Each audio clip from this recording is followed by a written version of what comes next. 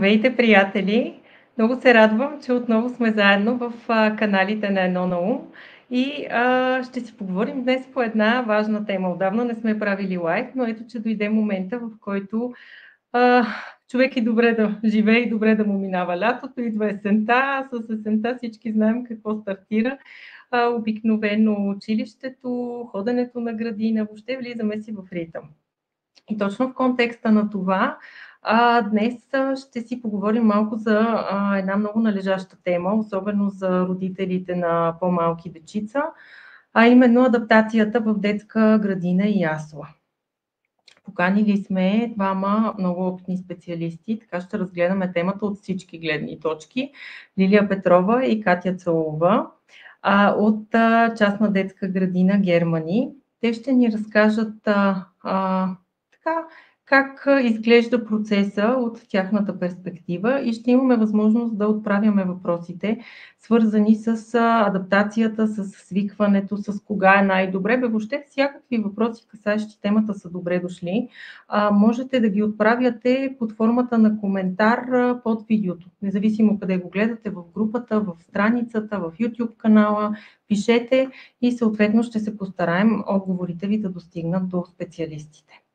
Сега да преминем към тях. Бих искала, дами, да ви помоля да се представите с няколко думи и да преминем по същество. Да започна. Катя, може би. Да. Добре. Завършила съм предучилищна педагогика и цял живот, целия си трудов път съм прекарала в детските градини. Това ми е дало и удовлетворение, и удоволствие, и много познания от разнообразния детски свят. За това, че няма две еднакви деца, няма две еднакви адаптации. Това е нещото, което първо казвам на всеки родител, с който се запознавам. Всяко дете е една вселена и тази вселена ние трябва да я обгрижим по най-добрия начин. Затова и всеки един новопостъпващ малък човек има нужда от безкрайно много грижи и много внимание. И това ние в детската градина се стараем да го направим по най-добрия начин за нашите възпитаници. Благодаря, Катя. Лилия? Здравейте, аз съм Лилия Петрова и съм заместник директор по учебната дейност в частна детска градина Германи. Завършила съм бакалавърското си образование в Софийския университет, специално социални дейности. Съм завършила и магистратура по педагогика в Германия, в град Триер. С огромно желание от Германия се прибрах в България, тъй като искам тук да допринеса със своите знания, опит и подход към децата, за да можем да допринесем максимално за доброто развитие на цялата ни страна, тъй като знаем, че бъдещето това са нашите деца. При мен винаги водещото е любовта към децата, да подходиш към тях с открито сърце, както те към тях. И това ми носи истинско щастие, лично удовлетворение, защото виждам и в техните очи благодарност, любов и ми връщат многократно това, което аз давам от себе си. Много благодаря така за хубавото представяне и въобще въвеждането в темата. Няколко въпроса има, с които ще стартирам. След това, разбира се, ще задавам и въпросите на хората, които ще се включат. Но като начало ми се иска от опита ви, нали, споменахте, че имате разнороден опит, даже и международен такъв, нали, от най-различни места. Със сигурност би било ценно да ни кажете нещо за възрастите. Има ли най-подходяща възраст? Ние, родителите, много често точно това се питаме. Рано ли е на 2, късно ли е на 4, кога е най-добре, има ли някакъв топ момент, в който да го пратим? Още по-така сериозен е този казус за родителите, чието деца са така разпределени в годината, че се чудят сега на ясла ли първо, пък после на градина или не. Нали, т.е. тези, които не са си с набора, така да се каже. Какво? Може би да започна аз, защото в момента моята пряка грижа са децата от яслата, които са най-ранната възраст, които излизат от дома и се отправят към големия широк свят. И може би тук беше моята изненада в новата ми детска градина Германи, когато започнах с яслената възраст. Това беше едно предизвикателство за мен, защото бях работила само в градинския възрастов период. Но сега се убедих, че най-лесно, най-леко и най-безпроблемно децата се адаптират във възрастта около 1 година и половина-2. В този период, макар и много свързани с мама и с тати и силно преживяващи разделите, те са като една гъба. Бързо попиват новите неща, бързо се адаптират и много неусетно и леко минава този преход от семейството към детския колектив. След първоначалния труден период, те бързо се адаптират и свикват лесно с режима, с заниманията. Няма това противопоставяне, което възниква в следващите възрастови периоди. Защото вече към 4 години децата, това ще каже и колегата, стават по-самостоятелни, по-независими и тогава решават, че може по-добре да протестират, когато нещо не им харесва. И тогава понякога възникват по-сложни ситуации в адаптационния процес. А тази връзка, даже сега си спомням писмото, което миналата седмица получихме от една наша майка. Баткото е наш възпитаник вече цяла година. Той тръгна малко по-големичък при нас на 3 години и половина. И все още имаше моменти, в които сутрин е разстроен и крехък. Майката се притесняваше в момента, в който трябваше малкото детенце на година и 10 месеца да тръгне на ясла, как ще се получат нещата. При малката госпожица адаптационният период беше почти неусетен. Тя влезе с лекота, бързо свикна с другите деца, с игрите, с екипа и при нея нещата се случваха неусетно, така че вече и батко й, виждайки я нея как влиза с желание и с усмивка, започна и той по същия начин да влиза с усмивка и желание. Това е поредното ми доказателство пред мен самата, че малките по-лесно се адаптират. Понякога учим от по-младите, така е. Както родителите учим от децата си, така понякога батковците от по-малките. Точно за това при нас в градината процесът е взаимодействие. Децата ни учат на много нови неща нас и научавайки се от тях, пък ние сме полезни на тях самите по-лесно.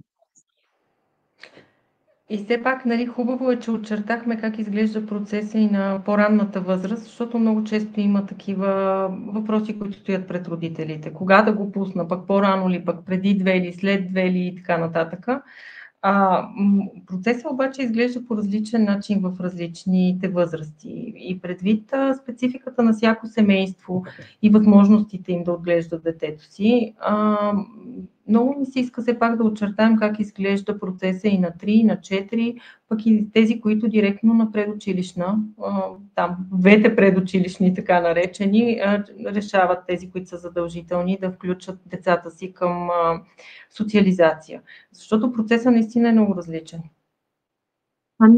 Обичайната възраст, която родителите решават да отделят детето и да го пуснат да се социализира в детските колективи, е между 2 и 3 години или първа градинска възрастова група обичайно тръгват децата.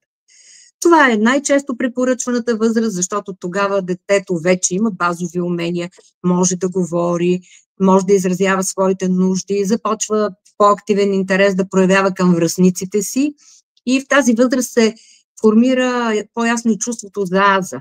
Затова детето по-лесно разбира правилата в групата, включва се в групови занимания, оттам вече и преживяванията в градината са по-интересни за него. В периода над 4 години, когато е задължителното предучилищно образование в България, нещата се случват малко по-трудно, защото децата действително вече много добре знаят какво искат, какво не искат и по-често си позволяват да протестират по-активно. Същевременно пък в тази възраст социалната роля на играта е по-силно развита и включването в игри и занимания в детската градина ги увлича и те също успяват, добре прияти в колектива на градината, успяват да се адаптират и да преодолеят неудоволствието от разделата с дома и семейството.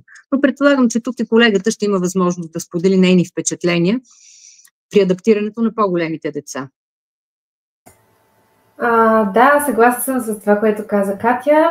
В по-голяма възраст децата са много по-осъзнати, но това им дава свободата именно да могат да изразят себе си, желанията, нуждите си и им дава дори по-голяма увереност, тъй като в по-голяма възраст може да обясниш на детето какво значи детска градина, къде ще попадне, какво ще се случва от една страна. От друга страна, тук идва влиянието на групата, защото много родители казват, моето дете вкъщи не спи, вкъщи не яде, не иска да рисува, да кажем.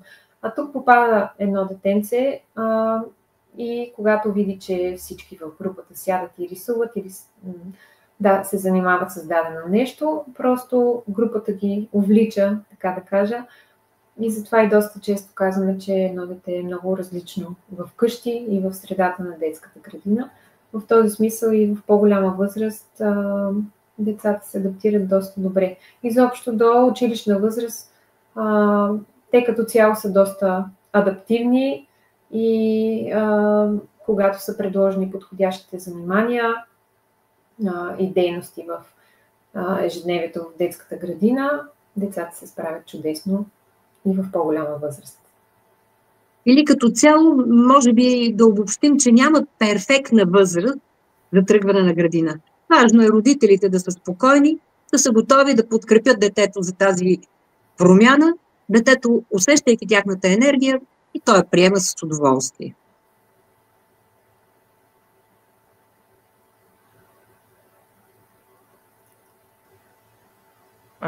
Не ме чувате. Казвам, това прави хубав преход към следващия ми въпрос.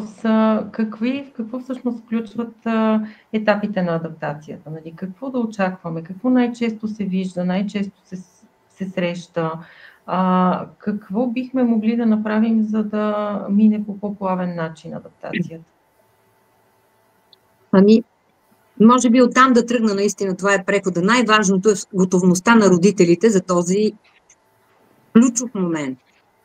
Ако родителят е приел за себе си, че е дошъл момента детето му да тръгне на детска градина, ако родителят говори позитивно вкъщи, там ще имаш нови приятели, ще играеш, ще рисуваш, ще танцуваш. Ако родителят подготвя детето с такива примери, тати ходи на работа, мама ходи на работа, ти ще ходиш при децата в градината да си играеш, да се забавляваш, тогава детето приема спокойно нещата и процесът върви по-леко и безпроблемно. Ако родителят е напрегнат, ако родителят не е убеден за себе си, че е готов да се раздели с детето, тогава нещата върват много по-сложно и за детето, и за самия родител, и за нас, работещите в детската градина.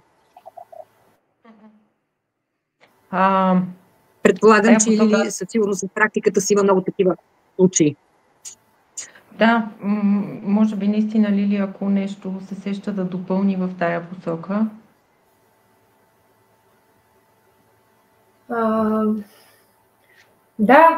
Със сигурност позитивната нагласа, която идва от семейството, е ключовия момент в това детето да може да се адаптира лесно и добре. Същевременно обратната връзка, която дават преподавателите, учителите и възпитателите към семейството, пък на родителите осигурява нужното спокойствие, защото е ясно, че всяка една майка, всеки един родител така малко или много със свито сърце пуска детето си за първи път на ясла или на детска градина, но трябва да се постараем това да не го показваме и да не го прехвърляме върху детето, защото в практиката ми съм виждала случаи, в които на вратата майката дори се разплаква, пускайки детето си в един от първите дни и няма как да очаква лесна и бърза адаптация, след като детето вижда майка си нещастна. Аз я оставям нещастна, затварям вратата, влизам вътре, как детето да е щастливо, няма как да се получи, така че просто пред детето потискаме това малко или много неизбежно чувство на така и притеснение. И, както каза колегата Катя, говорим позитивно за това какво очаква детето в детската градина и по този начин и то ще може да подходи спокойно към този нов за него процес. Аз тук ще си позволя да допълня нещо малко в качеството ми на детски психолог, който е работил и в тая посока, нали? Защото трудната адаптация наистина е проблем за цялото семейство и пък и като майка, защото съм била много пъти от страната и на родител. Почти е неизбежно, точно както казахте и вие, Лили, да няма смесени чувства, нали? По-добре ли ще е, по-малко добре ли ще е, дали не сгрешихме, не трябваше ли да изчакаме, нали? Те всичките колебания почти е неизбежно да ги няма в някаква степен. Но е важно тая наша си тревога родителска да може да я оберем по някакъв начин от детето и да я изразяваме, не проверявайки детето то иска ли, то как се чувства, нали, и какво му е, ами малко това си е партньорска работа, нали. Решаваме си го в семейството как да се подкрепяме един друг, за да издържиме този процес, който е труден и за нас също. Защото иначе става един процес през детето. Нали, точно това. Нали. Майката плаче и чака да види детето с трепет и тичайки, нали, едва ли не към детската градина и само това би я успокоило, че е взела правилното решение. Ама това не е много реалистично, особено за началото. И някакси не е маркер за нищо. Нали, плаче ли на вратата или не плаче на вратата. Така че това по-скоро бих си позволила като допълнение малко пък от моята перспектива. Продължаваме нататък. Ще ми се да поговорим малко за това, плавна ли да бъде адаптацията или по-скоро рязка. Това са също едни въпроси, които много често се отправят и в групата, и от родителите по най-различен повод. Нали? Дали да бъде постепенно, дали да бъде всъщност тръгваш и си по цял ден, нали, за да не свикне до обяд, така да се каже, и после да има втора адаптация, нали, сега пък трябва и да спиш. И въобще има мнения разнопосочни по тая тема. Вие така от кухнята, от другата страна на нещата, как ги виждате? Както започнахме с това, не мога пак да не го кажа. Всяко дете е една вселена. Всяко дете предпоставя как ще бъде неговата адаптация. Ние може да искаме едно като педагози, родителите друго, но детето показва третото. Дали е готово да остане цял ден, дали може за час и да си тръгне, всичко това показва самото дете. Когато започнем целодневен престой, наистина е по-лесно, че не се налага да се нагласява режима, ама сега като се наями, мама ще дойде да ме вземе, после сега трябва да спа, за да дойде мама да ме вземе. От друга страна, по-неспокойните деца не е нужно да ги натоварваме и емоционално те да натоварват с разстроено поведение и другите деца около тях, и родителите да се разстройват. Ако детето е много емоционално, много развълнувано и не приема спокойно промяната в обстановката, е по-добре нещата да върват постепенно. Но това е един синхронен процес между нас и родителите през цялото време. Няма как еднолично, много често родители казват, ама аз искам сега така да го взимам. Или аз не искам това, или детето само показва как. По-скоро препоръчваме на родителя в началото да е малко по-обран престоя, по-рано да се взимат след обед, защото това са малки деца и позитивните емоции дори и натоварват много. И натоварени психически, дори и с позитивни емоции, вечер трудно родителя ще може да го сложи да спи, ще срещнат затруднения. Имах такъв случай в практиката си една госпожица, която е пример за предходната ни тема. В яслата мъничка влиза с настроение майка и ревна на вратата. Ох, милата ми, как ще се разделя с тебе? Хубаво, да скрихме ситуацията, разминаха се нещата, но на третия ден бащата звъни по телефона нервен. Ама вие ми я дадохте много превъзбудена от градината. И аз го попитах, колко е часа сега? 18. Колко я доведохте? В 8. Викам, няма начин едно дете на година и половина, 10 часа в градината, да не е превъзбудено, да не е преуморено. Нормално е и то не може да изрази словесно всичко това, което чувства. То е поток от емоции, които няма как да ги изрази.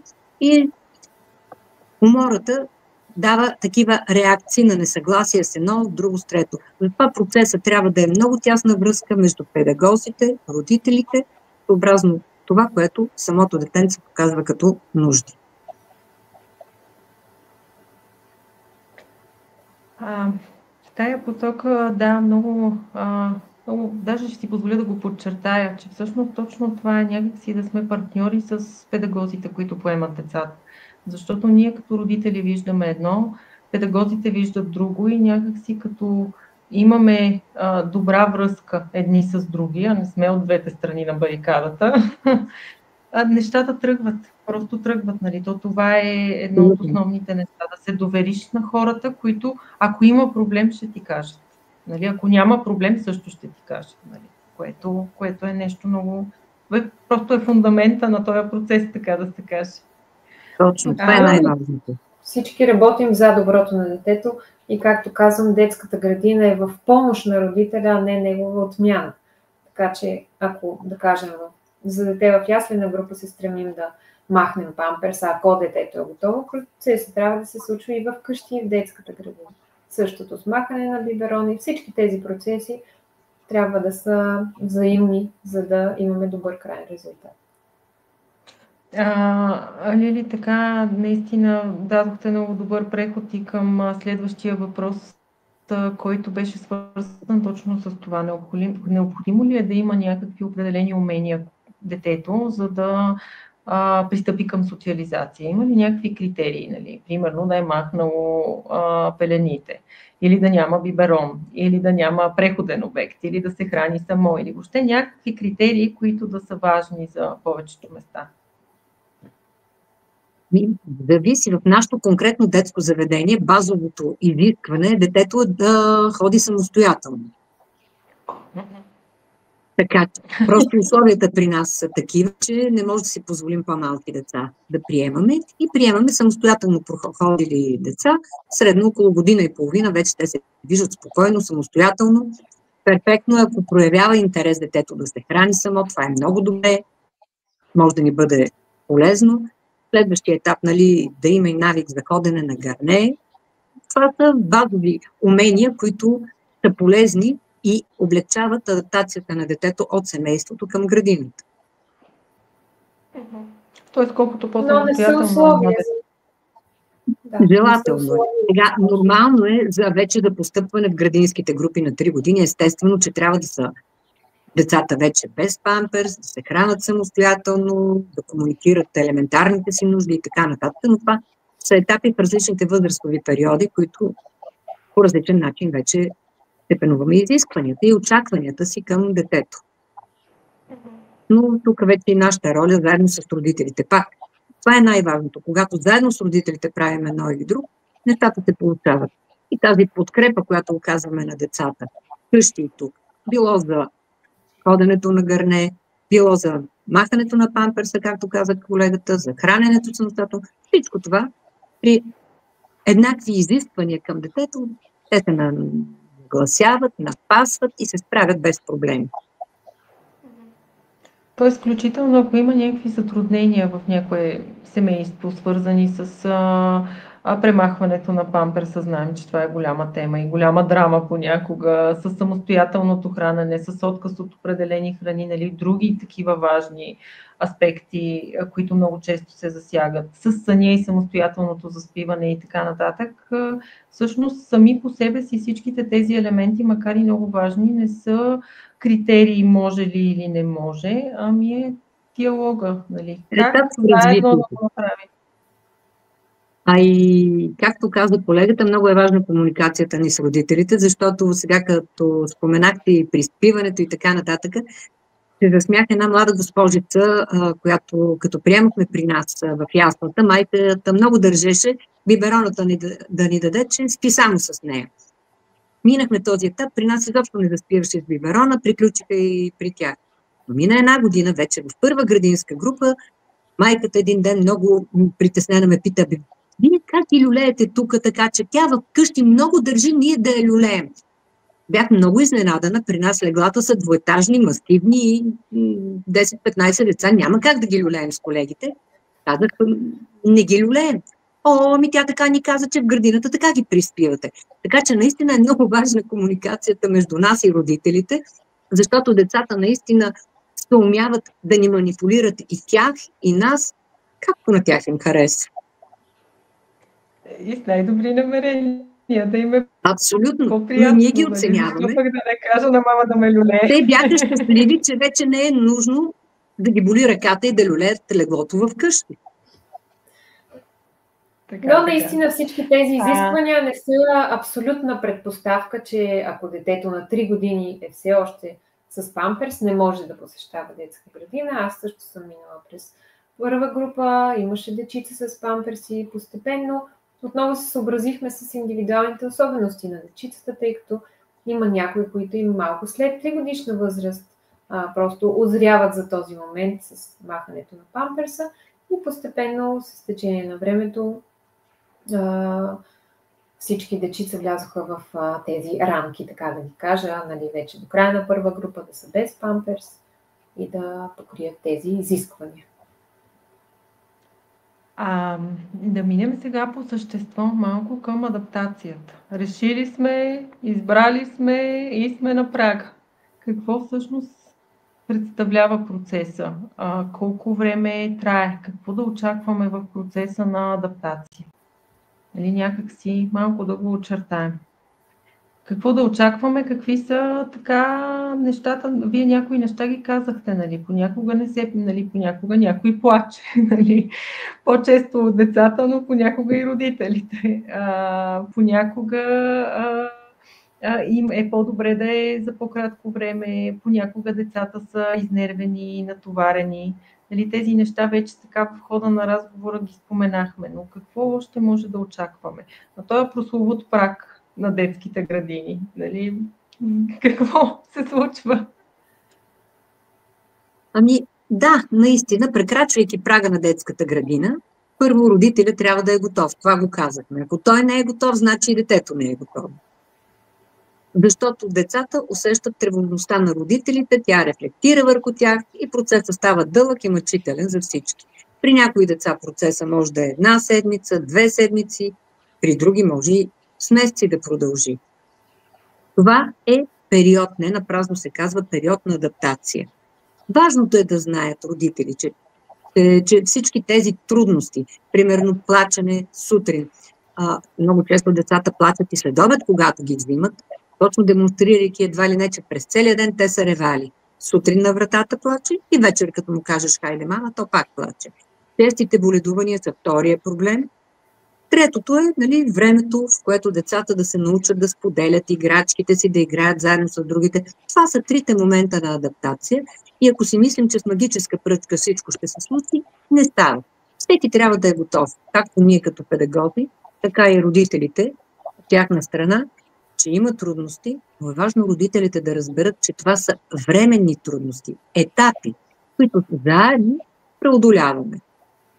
Със спокойствие, когато посрещнем из топлота детето тук в градината, този сутрешен неистов рев никога не продължава повече от 5 минути.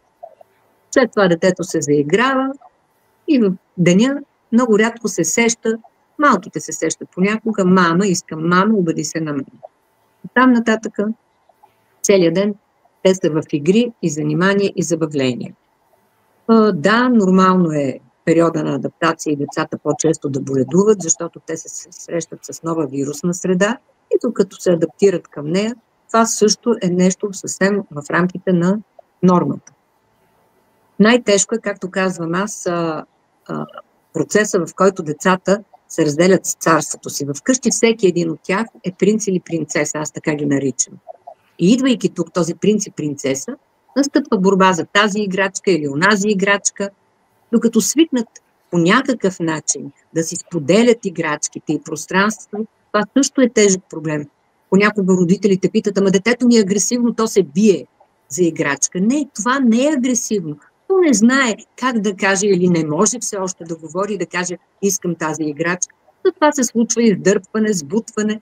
Това са процеси, точно това е всъщност самата адаптация. И всяко дете си има негов темп на адаптиране. Едни по-бързичко, други по-бавно, но с общи усилия, в добра комуникация с родителите, нещата се случват. И вие сте така преки наблюдатели на този бал на царе и принцеси, които намират общ език и си дават сметка, че всъщност в тази среда са равни и няма. Няма И някакви така избрани. предстои за напред. Свикват, че така предстои за напред. И като Да. допълнение от своя страна бих добавила, че след като мине тази първоначална адаптация, детето се успокои, вече идва с желание на детска градина, да не се стряскат родителите, че след известен период от време може да има някакъв регрес. Пак може да има някакъв малък период на отричане, на плач сутрин, дори това отново са такива малки периоди, които отминават, тъй като сме имали такива майки и аз лично в моята група случаи на такова детенце, което много бързо се адаптира за около една седмица, след това месеци наред идваше усмихна с желание, тичаше, влизайки в детската градина и да кажем след 5 месеца изведнъж започна да плача сутрин отново при приема. Майката толкова се притесни, че беше на ръба да отпише детето си, да го задържи вкъщи, мислеше да го води на психолог. Това може би продължи около 2 седмици, след което детето отново се успокои. Просто има такива скокове в растежа, както обичаме да казваме, нали, като оправдание за всички тези, цялото това поведение на дечицата. Те си преживяват разни неща по свой си начин и при някои дечица това е начинът да го изразят. Но пак да успокоя, че това са периоди, които се преодоляват. Споменахте честите боледувания, нали? Сега това е едно неизбежно зло, просто няма как да не минем от там и на първата социализация започват и първите така по-сериозни и по-чести разболявания. Естествено, че това е здравен въпрос и със сигурност ние не сме чак толкова компетентни по него, но все пак има и малко така педагогическа и психологическа страна, свързана с това как всъщност да процедират родителите по отношение на, нали, знаем, че има най-различни стратегии. Има стратегии, в които градинския стопол си е част от нещата. Има такива, в които така смятат, че детето трябва да е напълно здраво и след това една седмица да седи в къщи, за да доздравее и да укрепне организма от разболяването и така нататък. Нали? То става едно по-дълго време. Нали, в никакъв случай не искам да дадох двете крайности, нали, и всички по средата неща, разбира се, но от ваша педагогическа гледна точка как изглежда този въпрос? Защото съм сигурна, че понякога децата правят и такива чисто психосоматични реакции. Нали, той имунитета спада във връзка с начина, по който се чувстваме, напрежението, стреса и така нататък. И какво бихте казали във връзка с това? Защото наистина много е стресиращо, когато изведнъж детето ти започне много да боледува и ако си бил малко на кантар дали или, то това малко решава въпроса. Преди всичко не е коректно. Тази реплика с градинския стопол винаги ми е била интересна, защото ние не ги отглеждаме в градината, а родителите трудно приемат това, че действително в по-широкия социален кръг е нормално по-често да почне да боледува детето. Но докато не се адаптира към тъй наречените вируси на средата, е неизбежно. Сега, хубавото и това, което препоръчваме на родителите обичайно е при начални симптоми на дискомфорт на детето, веднага да се спре, да се вземат мерки, за да не се задълбочават нещата. И детето да се връща в градина напълно здраво. Защото от леко невинно разболяване, нещата се влошават повече, ако сутринта му даде мама нещо, колкото да мине филтъра долу при сестрата, че е здраво, и чак вечерта пак разчита, че ще успее да сложи пак капки и нещо да го излекува. Това не е добра идея. Детето се измъчва, детето страда и прехвърля вируса и на останалите дечица. Затова моята препоръка винаги към родителите е била: по-добре, докато мъничко е дискомфорта, спрете, вземете мерки, тогава и по-бързо ще се възстанови детенцето и ще дойде на градина обратно. Така, споменахте, че понякога има, нали, говорим си сега изобщо за тези трудностите, които са обаче неизбежни по отношение на адаптацията. Нали, то малко част от нещата не може да не боледува. Даже аз понякога, когато съм работила с семейства, казвам, ама то никак не е лошо, че детето страда за вас. Нали? Аз по-скоро бих се притеснила, ако детето не страда за родителите си, когато се разделя. Нали? Ето това е маркер малко за тук има нещо. Но кога всъщност нещата са вече извън очакванията? Кога, дали, Лилия, вие споменахте регрес в така широкия смисъл на думата, че понякога е напред-назад, нали? Но тогава, когато наистина виждаме нещо, което повече ни притеснява, детето проявява по-дълго време, например, или има някакви, как да кажа, индикации, че всъщност този процес може би трябва да се преустанови. Има ли такива? Има ли сте такива случаи в практиката? Защото може би това, особено по-тревожните родители, това е нещото, което най-много ги вълнува. Нали? Ще разбера ли, ако трябва всъщност да го спра от градина и да направим някаква промяна в тая посока? Според мен тук отново е въпрос в комуникацията между хората, които отговарят за гледането на децата в градината и родителите. Трябва да има активна комуникация, самите преподаватели, възпитатели да кажат своята гледна точка, наблюденията на детето, тъй като те прекарват целия ден заедно с детето и могат да дадат обратна връзка, дали детето играе с други деца, какви са интересите му, дали има нещо, което ги притеснява в поведението му и съответно родителите от своя страна да изразят мнението си, какво точно ги притеснява и защо са склонни да направят такава стъпка. Mm-hmm. Така в този двустранен процес ще се намери нужното решение.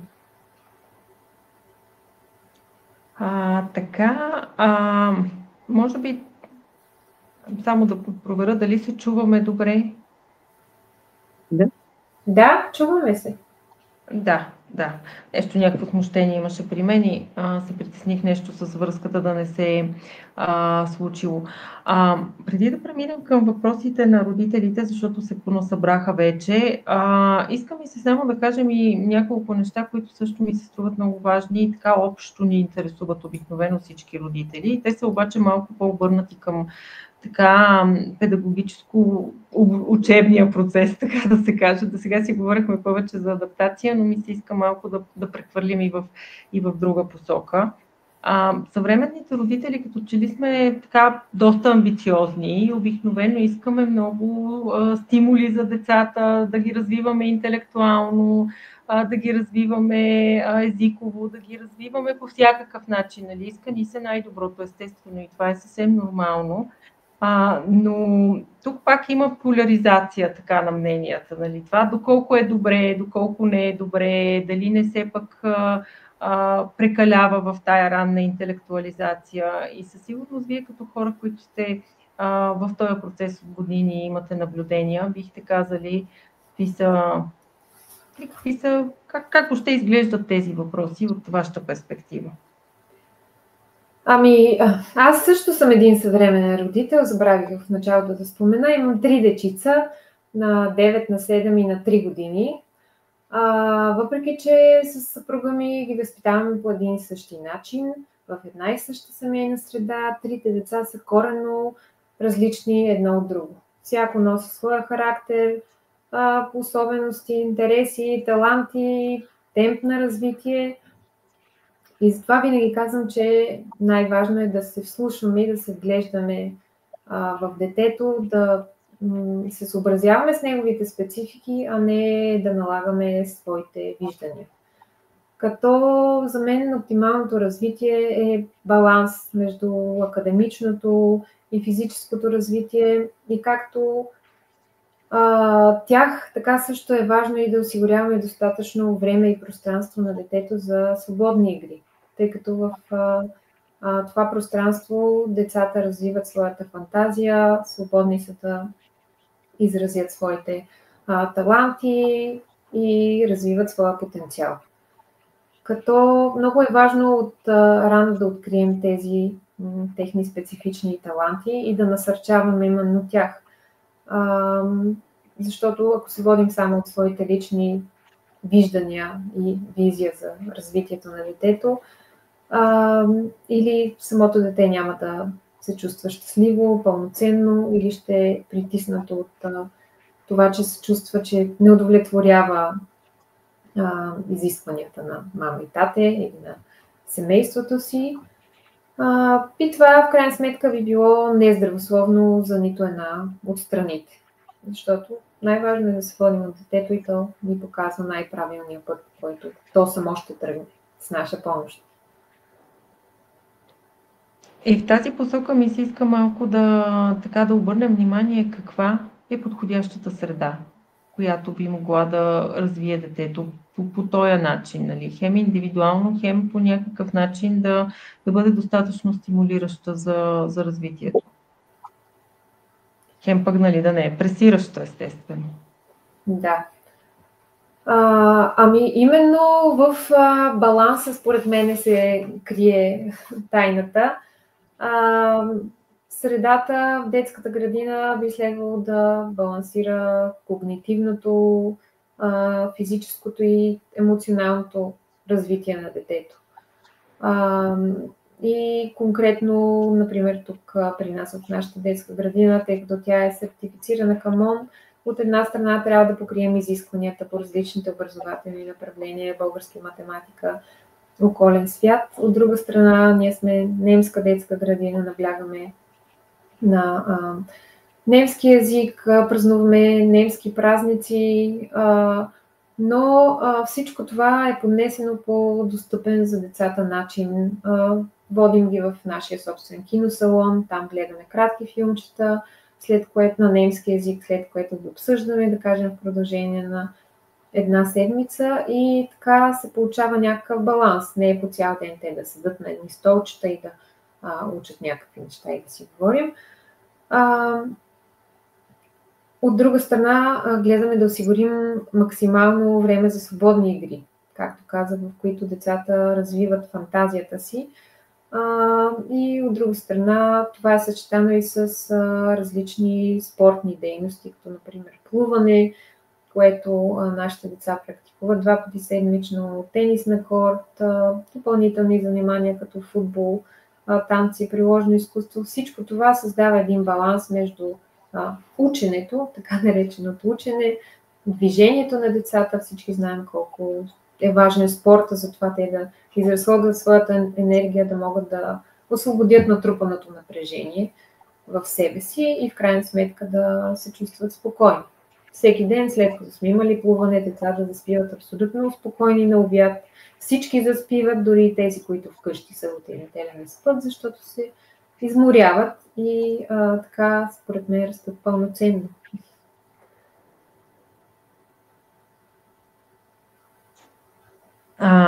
Ще ми се и още нещо така да обсъдим в този контекст. Има много спорове и по отношение на това чуждоезиково обучение, ранно чуждоезиково обучение, а именно точно в детско-градинска възраст, нали, преди училище.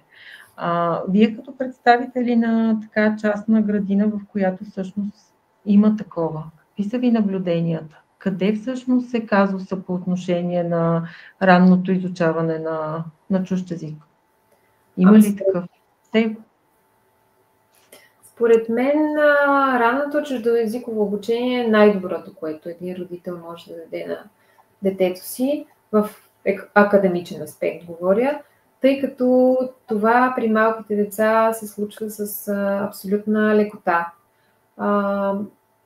Всички знаем, немски език е много труден, с трудна граматика, но започвайки от най-ранна детска възраст, ние не започваме да пишем букви, но децата свикват с мелодиката, звученето на езика, заучават автоматично конструкцията на изречението, която немско говорящите хора знаят, че трудно се учи, пък е ключова в граматиката и това се случва съвсем естествено при децата.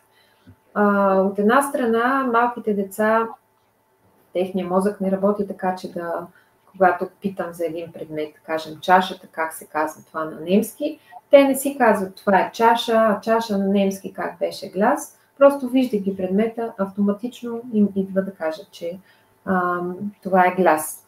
Инстинктивно възприемат език.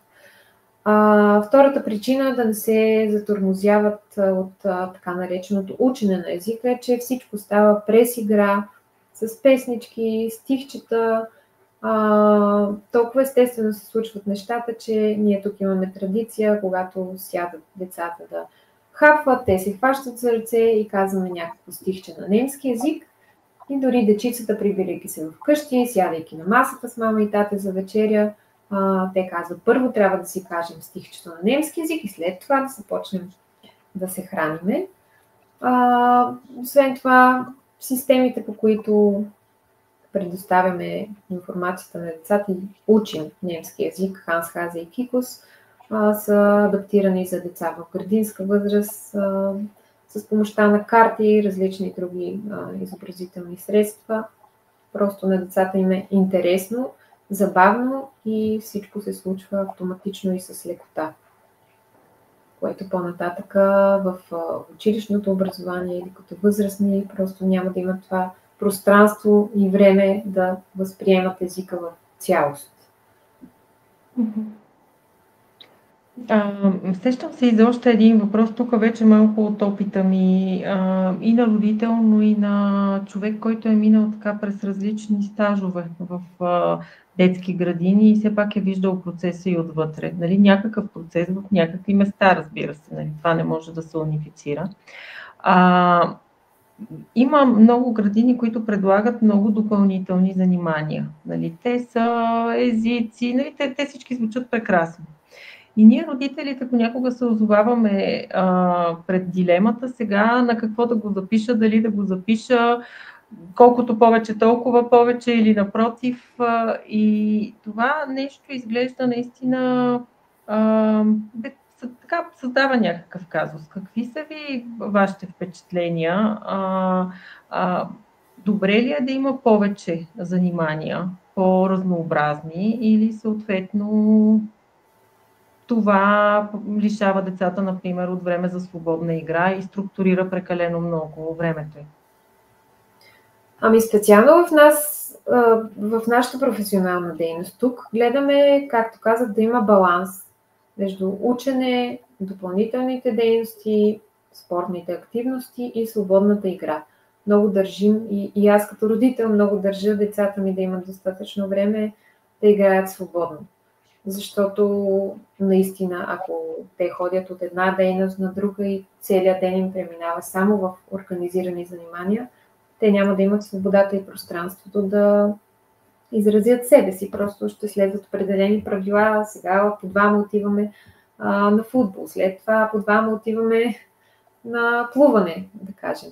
Така че отново, според мен, въпросът е в баланса и в това да се стимулират да се открият талантите на детето.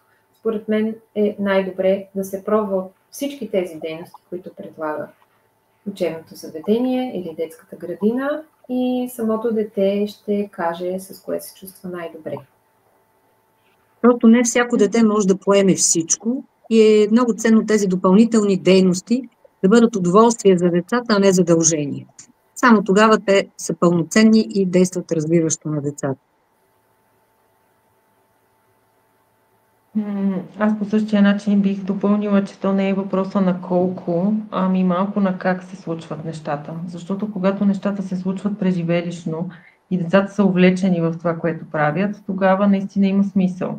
Когато нещата са малко като програма, нали, всеки идва и си изпява по нещо или там прави си програмата, нали, то де-факто няма ефекта. Точно, да не е задължение, да е удоволствие. Това е ценното на тези допълнителни дейности. Остана ли нещо, което така ви се струва важно да кажем по отношение на адаптацията и въобще на целия процес, в което всъщност не отправих към вас като въпрос, а ви се струва важно повече родители да чуят?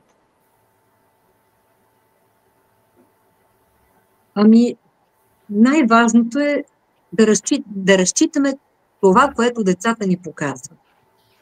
Детето само показва как ние да го обгрижим и Приетите с топлота деца се чувстват добре. Топлата, приемаща среда, детето я усеща, чувства се спокойно, отнася се с доверие, така всички сме спокойни. Децата, родителите и ние.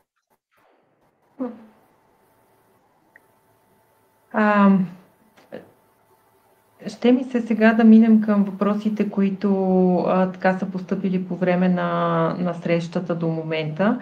Някои от тях наистина, ето те ни подсказват някакви пропуски, които имаме. И то първият въпрос е свързан с това, в полза ли е присъствието на родител за малко в първите дни или директно оставяне на детето от сутринта до обяд или там цял ден. Тоест, ние говорихме малко тая част на въпроса, която е свързана с дали до обяд, дали целия ден, дали само за няколко часа, че всъщност е строго индивидуално. Но по отношение на присъствието на родител, това също е нещо, което има места, на които е възможно, места, на които не е възможно и съответно пък би било интересно да чуем и вашата перспектива към това. Може би аз тук да започна. В нашата практика имаме тъй наречения адаптивен час. Преди да постъпи детето, 2-3 дена преди това са поканени родителите с детето и ги въвеждаме в групата, запознаваме ги с екипа и с другите деца. И от моята практика съм се убедила, че с по-големите деца горе-долу се получава. 3-4 годишните горе-долу се запознават с децата в групата, докато мама и тати говорят с учителите. Докато в яслената възраст, в повечето случаи детето се е вкопчило в мама или в тати и не обръща внимание на никой и на никого. И в този смисъл, напоследък родителите предпочитат, специално в яслената възраст, за по-малките деца, на година и половина до 2,5, предпочитат директно да ги оставят и ние поддържаме с тях връзка. В 8,5 ги довеждат, към 10-10,5 се чуваме да видим как върви детето, дали има нужда да го взимат, дали е спокойно, дали пие, дали яде, дали си играе. И иначе няма голяма полза от присъствието на мама, ако то сте вкопчено в нея, няма как да се отпусне да се заиграе с другите деца и с играчките. Докато при големите поне се получава някакво запознаване и всъщност там пък още по-често се срамуват децата, че мама и тати пък ги водят на площадката. Така че в повечето случаи се оказва по-лесно и по-безпроблемно детето да бъде оставено без родителите. Но зависи кой какви интереси проявява и какви желания. Това е пак въпрос на комуникация с родителите. Именно това се случи дори и с моето най-малко детенце. Тя беше вкопчена в мене, не се беше отделяла за нито един ден и час преди да постъпи в ясла. Точно навършила 2 години.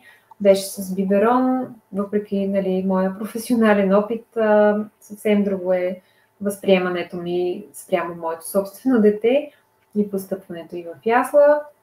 Спазих изискването да не й предам моята тревожност, но дойдох един ден с нея тук и, както каза колегата Катя, тя беше вкопчена в мен, не обърна внимание нито на децата, нито ме остави мен да каже нещо, да се запозная с преподавателите.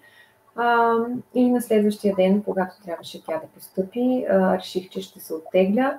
Още от първия ден тя е била абсолютно спокойна. Аз обикалях пред градината, чаках да ми се обадят след 1 час, след 2 часа. Обадиха ми се, казаха ми, че е абсолютно спокойна. Остана цял ден, заспала е без биберон, адаптира се много бързо, въпреки това, че беше вкопчена в мен. И така и до сега. Въпреки че не вижда тя в нашата детска градина, по никакъв начин не изразява някакво недоволство. Така че и според мен и от моята практика по-успешният модел е това да е отделен на детето от майка си в първите дни. Като много важно за мен е да не лъжем децата. Мама отива за бомбонки, ти остани сега тук.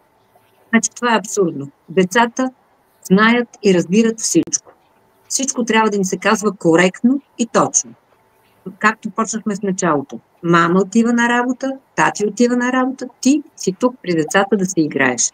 Всичко трябва, няма значение дали на година, на 2, на 5. Децата заслужават уважение и откровеност. А не лъжи, отивам за бомбонки, за дъвки, сега ще дойде. Да, това всъщност е опит ние да се измъкнем от реакцията на детето. Уви, понякога ли може, но не е коректен към децата. Не е коректен към децата, защото те остават с грешно усещане. Те заслужават да бъдем коректни към тях. Точно така и се нарушава де-факто доверието. Нали? Нещо, което е много важно. Така че абсолютно съм съгласна. Просто давам си сметка, че понякога човек си представя, че това е по-лесният вариант, нали? А той просто не вижда трудността на този вариант. Не, както ние ценим честността ценим ние, децата ценят също. Има един въпрос, който е свързан с съня в яслата и в градината, и въобще бих ви оцени теми и казуси по отношение на съня в градините, защо е задължителен, как може за всички да е задължителен, като има едни деца, дето спът, други, които спът по-малко, защо тези, които са на 2 спът същия те часове, като тези, които са на 5 и така нататък. Вие какво мислите по въпроса? Има ли някакво по-градивно решение на този казус с прословутия сън в градините? Може би пак аз да започна. Прословутия сън в градините, дори физиологично погледнато, когато дойде родител на 2-годишно дете и ми каже, моето дете не спи след обед вкъщи, ми става мъчно за детето, защото то действително има нужда от този сън. Както каза колегата, особено след тренировките по плуване, нашите дечица са готови за спане още в 12 на масата, едва изчакват до 1 да ги сложим в леглата. И съвсем нормално сред игри, забавления, децата са натоварени емоционално и имат нужда от този момент на покой и разтоварване. И си признавам, че дори и деца, за които ни казват, те не спят, 95 поне на 100 от случаите, те си заспиват още на докосване възглавницата. И вече са готови. Така че ние предоставяме възможност, никой не може да накараме на сила да спи. Да, сред по-големите има такива, които не спят, но те си почиват, което го приемат съвсем нормално и спокойно, не пречат на другите и събират сили за игра, както си говорим, да имат сили после да тичат и да скачат. И също да допълня, че сме имали в практиката си, бяхме въвели това, 4-та група предучилищна, задължително да не спят. Те я учиха, занимаваха с нещо друго, но самите деца в един момент изразиха желанието си, че са изморени, имат нужда от почивка и разговаряйки с родителите и стигайки до консенсус, сложихме тези деца просто на легалцата да си почиват. Всички спяха. И оттам пак идва това, което Катя каза, че физиологично повечето от децата имат нужда от това време за почивка. Дали ще си разглеждат книжка, дали ще си правят някакви тихи игри или ще спят, пак зависи от детето, но това време за почивка е нужно за правилното им развитие. Вие споменахте, че и градината, в която в момента работите, нали, е в ЕПОМОН. Има ли някакви изисквания, примерно да е 2 часа или да е 3 часа или колко часа? Изискването не е на МОН, а на Министерството на здравеопазването за децата на предучилищна възраст. И сме длъжни да осигурим условия за следобедна почивка на децата в определения часови диапазон. Децата дали ще спят или не, вече е друг въпрос. Да, то някакси МОН, защото за училище, а то не е всъщност, да. Наистина няма как да... Много често в практиката ми съм имала бивши мои възпитаници, тръгнали вече на училище и в първи клас идват и казват: госпожо, тук не искахме да спим, ама сега ми се спи в училище. Така че етапи в развитие. Така е. И хората на по-късна възраст някак си даваме колко хубаво е да го има и този момент с понякога почивка. Така че ние осигуряваме възможност, което е необходимо за нашите дечици. Много ви благодаря за този разговор.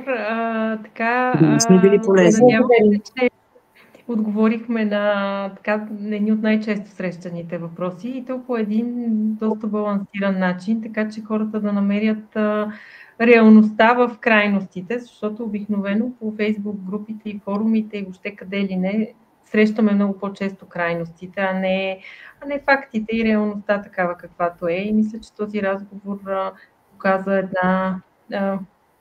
опит за градивен диалог в тази тема. Да пожелаем на всички родители и на всички деца, които сега им предстои този процес, да мине гладко и безпроблемно, да намерят подкрепа и доверие в специалистите и институциите, към които са отправили. И така, по пътен вятър от тази учебна година.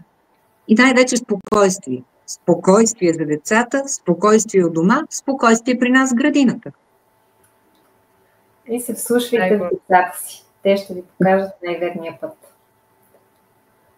Много благодаря още веднъж за този разговор. Благодаря на всички, които бяха. И до нови срещи. До нови срещи.